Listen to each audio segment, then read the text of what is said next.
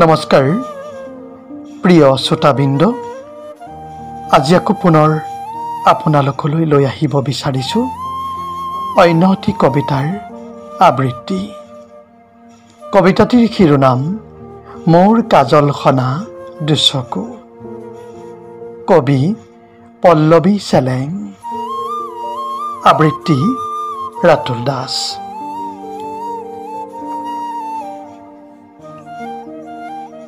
মই দুচকুত কাজল সানিলে তুমি যে অভিমান কৰা,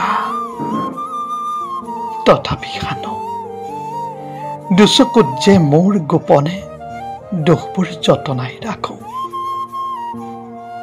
সিহঁত মোৰ জীৱনৰ সুখ আৰু দুখৰ লগৰী। কেতিয়াবা নিলুপ্ততাত উচপি উঠো আৰু কেতিয়াবা সোঁৱৰণীয়ে বৰকৈ আমনি কৰে। তুমিতো নাজানা নাৰীৰ অতিকৈ প্ৰিয় যে কাজল। সৰু থাকোঁতে আয়ে সানি দিছিল গভীৰ নীলাভ দুচকুত।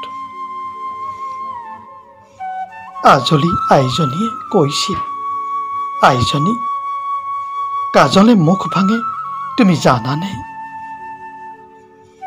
মোৰ আই তেনেই আজলি, দেউতাৰ বাবে আজিও উৰণি টানে।